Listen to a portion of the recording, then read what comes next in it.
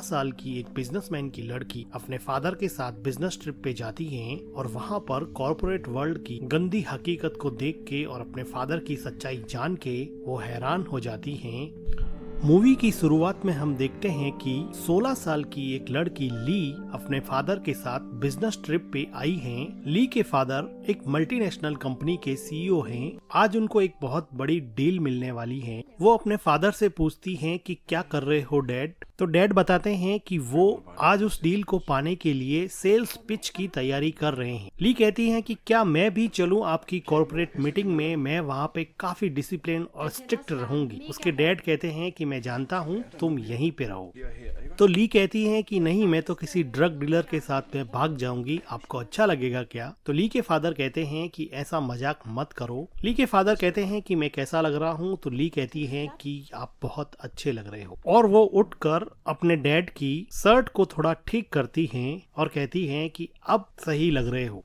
Dad पूछता है कि क्या मुझे टाई पहननी चाहिए। तो ली कहती है कि नहीं, आपको टाई पहनने की जरूरत नहीं है। ली के फादर ली को हग करके अपनी डील को फाइनलाइज करने के लिए निकलते हैं। तो ली उनको गुड लक कहती है। डैड के जाने के बाद में ली के पास कुछ करने को नहीं होता है, तो वो अपने फादर के कपड़े ठीक करने लग जाती हैं।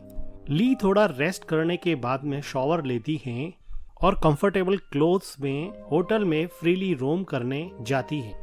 वैसे उसके डैड ने रूम से बाहर जाने के लिए मना किया था, लेकिन ली को वाटर बॉटल्स खरीदनी थी, इसलिए वो रूम से बाहर आई और अब वो लिफ्ट से ऊपर जा रही थी। तभी लिफ्ट के अंदर एक हैंडसम मिडिल एज मैन आता है, जो लिफ्ट का अपने फ्लोर का बटन दबाता है और अनइंटेंशनली ली को टच कर देता है। ली मस्ती में अपनी बबलगम चबा रही थी, पर वो आदमी अपनी फोन से नजरें हटा के ली के चार्मिंग लुक की तरफ देख रहा था। ली टिपिकल टीनेजर की तरह बबलगम से प्ले कर रही थी, लेकिन इस आदमी की नजर ली के चेहरे से हट ही नहीं रही थी और वो बार बार ली को देख रहा था। अब इस आदमी का फ्लोर आ जाता है, तो वो लिफ्ट के बाहर चला जाता है। जैसे ही आदमी लिफ्ट के बाहर जाता है, वापस से ली को देखने लगता है, लेकिन तभी लिफ्ट का दरवाजा बंद हो जाता है। अब ली वापस से अपने रूम में आ जाती है, तो वो देखती हैं कि उसके डैड वापस आ चुके हैं। उसके डैड पूछते हैं कि तुम कहाँ गई थी। तो ली बताती है कि वो वाटर बॉटल्स लेने के लिए गई थी। तो उसके डैड कहते हैं कि कम से कम मुझे बताना चाहिए था, मैंने तुम्हें रूम से बाहर निकलने के लिए मना किया था। तुम कहीं भी जाओगी तो मुझे बता के जाओगी, ये अपने बीच में एग्रीमेंट है। और वो थोड़े गुस्से में बोलते हैं कि तुम अपने आप को क्या समझती हो। ली चुपचाप आई एम सॉरी बोल देती है।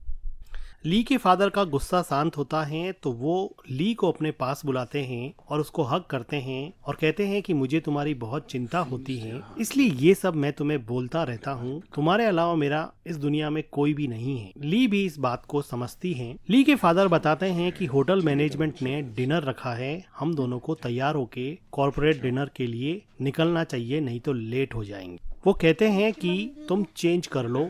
ली अपने फादर से अपना वाइट कॉर्पोरेट शर्ट मांगती हैं और अपनी टी को निकाल के डिनर के लिए वो वाइट शर्ट पहन लेती हैं, ताकि वो भी कॉर्पोरेट लोगों के साथ में घुल मिल सके। ली अपने डैड को पूछती हैं कि आपकी मीटिंग कैसी रही और आपको क्या लगता है, क्या आपको वो कॉन्ट्रैक्ट मिल जाएगा क्या। लेकिन उसके डैड उसकी इस बात का जवाब नहीं देते हुए ली के कॉर्पोरेट ड्रेस की काफी प्रशंसा करते हैं और कहते हैं कि तुम बहुत खूबसूरत लग रही हो, तुम सच में ही बहुत खूबसूरत हो, तुम मेरी बेटी जो हो। वो ली को कहते हैं कि चलो डिनर टेबल पे नीचे चलते हैं और उन लोगों से अब कॉन्ट्रैक्ट लेकर ही वापस आएंगे। ली कहती है कि हाँ डैड। ली के डैड ली को डिनर पार्टी में ले जाते हैं। ली देखती हैं कि उसके फादर एक आदमी क्रिस्टीन से हाथ मिला रहे होते हैं और वो ली को क्रिस्टीन से इंट्रोड्यूस करते हैं और कहते हैं कि ये मेरी डॉटर है। और ली को कहते हैं कि ये क्रिस्टीन है, ये हमारा परचेजिंग मैनेजर है। ली ऑलरेडी इस आदमी से लिफ्ट में मिल चुकी थी।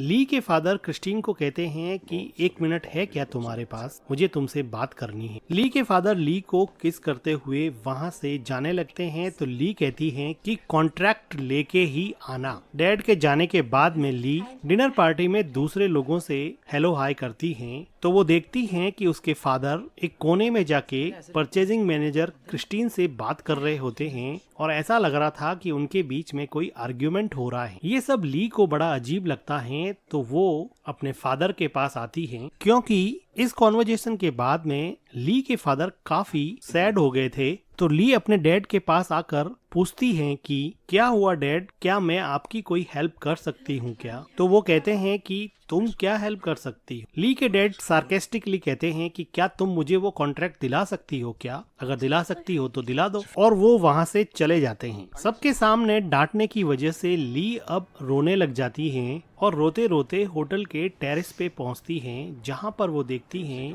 कि वही परचेजिंग मैनेजर क्रिस्टीन बैठा है। तो क्रिस्टीन कहता है कि हेलो, क्या तुम्हें ओस्लो सिटी पसंद आई क्या? तो ली अपने आंसू पोंछते हुए कहती हैं नहीं, ज्यादा कुछ खास तो पसंद नहीं आई। तो क्रिस्टीन पूछता है कि कोपेनहेगन से तो बेटर ही है ना? तो ली कहती है कि कोपेनहेगन भी मैं तो कभी गई नहीं, और वो थोड़ा मुस्कुरा देती हैं। तो क्रिस्टीन उठकर सिगरेट पीता हुआ ली के पास में आता है और अपने गले से मफलर निकाल के ली के गले में लपेट देता है, और वो कहता है कि ठंड बहुत ज्यादा है। ली भी इस बात पे कुछ नहीं कहती है। क्रिस्टीन ली को पूछता है कि तुम कहाँ रहती हो? तो ली कहती है कि डैड की ट्रैवलिंग की वजह से हम हर जगह रहते हैं, लेकिन हम शुरुआत में स्विट्जरलैंड में रहते थे, फिर हम डैड की जॉब की वजह से अलग अलग शहरों में रहे हैं। ज्यादातर टाइम मैंने न्यूजीलैंड में काटा है, जहाँ से मेरे डैड बिलोंग करते हैं।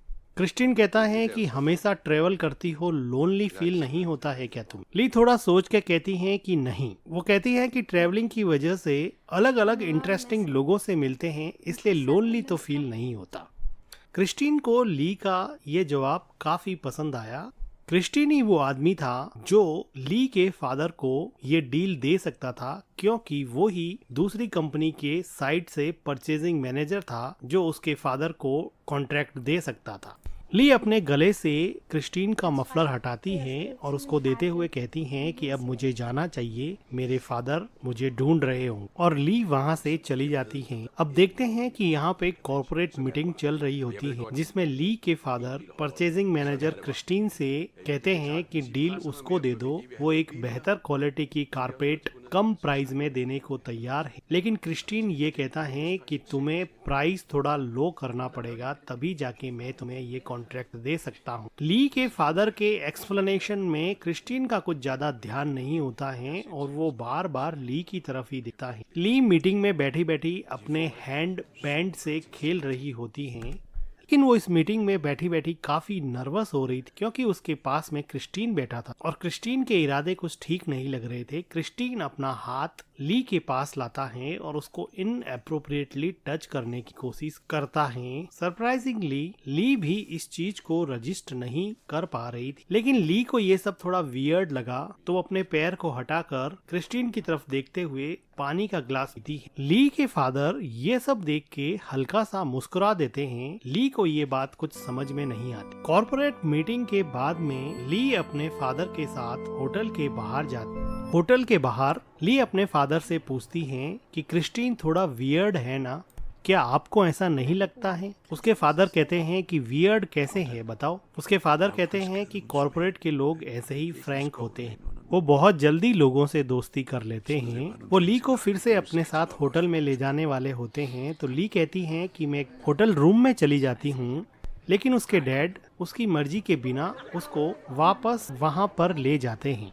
डिनर के बाद में यहाँ पे सब लोग ड्रिंक करते हैं और पार्टी करने लग जाते हैं। क्रिस्टीन ली को अपने साथ डांस करने के लिए कहता है और वो ली के साथ डांस करने लगता है। ली पहले तो हिचकिचाती है, लेकिन थोड़ी देर बाद में वो क्रिस्टीन के साथ थोड़ी कंफर्टेबल हो जाती है। डांस करते करते ली देखती है कि उसके फादर किसी औरत के साथ एंजॉय कर रहे हैं, तो वो अपने फादर को डांस करने के लिए बुलाती हैं, तो उसके फादर मना कर देते हैं, जो ली को बड़ा अजीब लगता है। अब क्रिस्टीन ली को धीरे धीरे पार्टी की दूसरी तरफ ले जा रहा था। ली बार बार अपने फादर की तरफ देखती है, क्योंकि उसको समझ नहीं आ रहा कि उसके फादर अभी उसको टोक क्यों नहीं रहे, लेकिन वो फिर भी क्रिस्टीन के साथ डांस करने लग जाती है। डांस करते करते ली और क्रिस्टीन की नजदीकियां काफी बढ़ जाती। अब ली भी क्रिस्टीन से थोड़ा अट्रैक्टेड फील करने लगी और थोड़ा ओपन अप हो जाती है। वो देखती हैं कि उसके फादर सामने खड़े हैं और वो अपनी ही मस्ती में हैं, लेकिन उस पर कोई ध्यान नहीं दे रहे। ये ली को बड़ी अजीब सी चीज लगती है, क्योंकि ली ने अपने फादर का ऐसा बिहेवियर पहले कभी नहीं देखा कि वो उसको इतना फ्रीडम दे। अब क्रिस्टीन ली के काफी क्लोज आ जाता है और उसको डांस करते करते ही किस करने लग जाता है। ली फिर से अपने डैड की तरफ देखती है, डैड भी उसकी तरफ देखते हैं, लेकिन ये सब देख के ली के डैड वहाँ से चुपचाप निकल जाते हैं। ऐसा लग रहा था कि ली के डैड जानबूझकर चाहते थे कि वो क्रिस्टीन के क्लोज हो जाए। ली को अपने डैड का ये बिहेवियर कुछ समझ में नहीं आया, तो क्रिस्टीन उसका ध्यान भटकाता है और कहता है कि यहाँ से बाहर चले क्या। तो ली कहती है कि हाँ चलते हैं। क्रिस्टीन ली को हाथ पकड़ के पार्टी से बाहर ले जाता है। ली दोनों तरफ से कंफ्यूज होती हुई चुपचाप क्रिस्टीन के साथ चली जा रही। उसको अपने फादर का ये बिहेवियर समझ में नहीं आ रहा था। क्रिस्टीन ली को अपने कमरे में ले जाता है और ड्रिंक करने के लिए ली को वोडका देता है। ली विंडो पे खड़ी वोडका ड्रिंक कर रही होती है और उसकी सांसें तेजी से चल रही। थोड़ी देर बाद में क्रिस्टीन ली के पीछे आता है और उसको नेक पर किस करने लग जाता है। उसके बाद में ली और क्रिस्टीन यहाँ पे इंटीमेट होते हैं। इंटीमेट होने के बाद में क्रिस्टीन वहाँ से चला जाता है और ली अकेली ही बैठी रह जाती है। ली को कुछ समझ में नहीं आया कि ये बिना बात किए ही कहाँ पे चला गया है। ली वापस से पार्टी हॉल में जाती है, जहाँ पे अभी भी लोग पार्टी कर रहे होते हैं। ली पार्टी में अपने डैड को ढूंढती है। थोड़ी देर ढूंढने के बाद में ली अपने डैड को देखती है, जो क्रिस्टीन से बात कर रहे थे। और अब क्रिस्टीन और उसके डैड काफी खुश लग रहे थे, जो कि थोड़ी देर पहले आर्ग्यूमेंट पे उतर आए थे। अभी ये दोनों मिलके किसी चीज का जैसे सेलिब्रेशन कर रहे हो। ली कुछ सोचने लग जाती हैं और उसको समझ में आ जाता है कि मेरे फादर को कॉन्ट्रैक्ट मिल गया है, लेकिन वो इस बात पे कंफ्यूज हो जाती हैं कि कैसे मेरे और क्रिस्टीन के रोमांटिक होने के बाद में मेरे फादर को अचानक से डील मिल गई है। किसी के धक्के से क्रिस्टीन अपने विचारों से बाहर निकली और अपने फादर के पास गई और इन लोगों के सेलिब्रेशन के बीच में जाकर अपने लिए भी एक वाइन का ग्लास लिया। ली के फादर ली को कान में बताते हैं कि उनको डील मिल गई है, इसलिए वो सेलिब्रेट कर रहे हैं, जिसका अनुमान ली ने ऑलरेडी लगा लिया था। लेकिन वो देखती हैं कि क्रिस्टीन उससे नजरें चुरा रहा है। क्रिस्टीन उसकी तरफ देख भी नहीं रहा। ली के फादर सबको चीयर अप कर रहे थे, तो ली भी बीच में अपने फादर के साथ चीयर करने लग जाती हैं और कहती हैं कि ग्रेट वर्क डैड, जो उसके डैड को बड़ा अखरता है। और वो ली को कहते हैं कि तुमने बहुत ड्रिंक कर ली है। तो ली कहती है कि अभी तो मैंने एक घूंट भी नहीं पिया। और वो अपने फादर को झटक के क्रिस्टीन के पास जाती है और सबके सामने क्रिस्टीन को किस करने लग जाती हैं। तो ली के डैड क्रिस्टीन से ली को अलग करते हैं और क्रिस्टीन भी खड़ा खड़ा देख रहा होता है। तो ली अपने फादर से हाथ छुड़ा के वहाँ से बाहर चली जाती है। तो ली के फादर सबको एक्सक्यूज कह के अपनी बेटी के पीछे जाते हैं। ली बाहर जाके टैक्सी के लिए हाथ हिलाती है, तो उसके फादर पीछे से दौड़ते हुए आते हैं और अपना कोट अपनी बेटी को पहनाने लगते हैं। तो इस बात पे ली रोने लग जाती है, तो उसके डैड उसको काम डाउन करने की कोशिश करते हैं। ली को समझ में आ गया था कि उसके फादर ने जानबूझकर उसको अननेसेसरी फ्रीडम दिया था और क्रिस्टीन से डील पाने के लिए उसका यूज किया। और अब यहाँ पे अपनापन जता रहे हैं और कह रहे हैं कि कल तक सब ठीक हो जाएगा।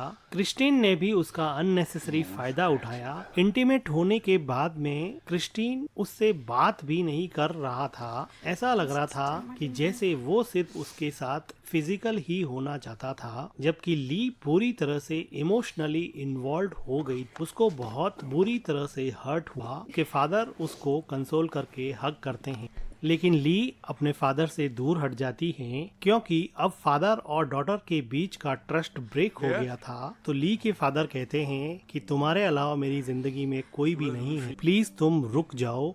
ली को ये बात सुन के रोना आया, लेकिन वो फिर भी टैक्सी में बैठ जाती हैं, क्योंकि उसके फादर ने उसका ट्रस्ट पूरी तरह से तोड़ दिया था। रोते हुए ली टैक्सी में बैठ जाती है और डेनमार्क के लिए निकल जाती है। उसके फादर पीछे अकेले ही रह जाते हैं। रिश्तों की बुनियाद हमेशा विश्वास पर टिकी रहती है। एक फादर ने फाइनेंशियल गेन के लिए अपनी डॉटर का विश्वास तोड़ा। ली के लिए तो ये दोहरी चोट थी, क्योंकि उसके फादर के साथ साथ उसके पहले प्यार क्रिस्टीन ने भी उसके साथ विश्वासघात किया। और इसी के साथ ये इमोशनल मूवी एंड हो जाती है। वीडियो को like, thank you for watching.